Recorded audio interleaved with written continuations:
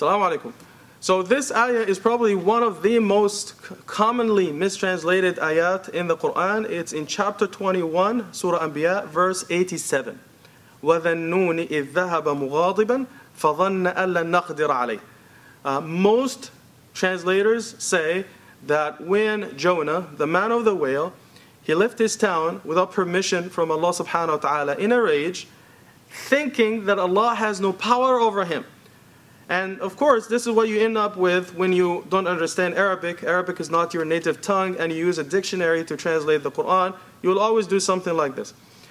In Islamic belief, for you to think that Allah has no power over someone, this is unacceptable.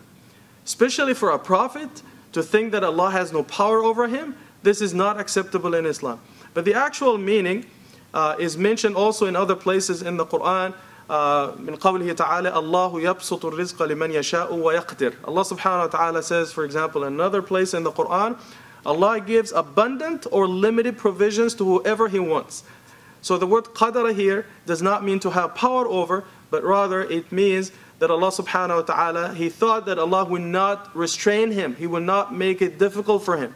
And Allah subhanahu wa ta'ala will not put him in a tight place to restrain him.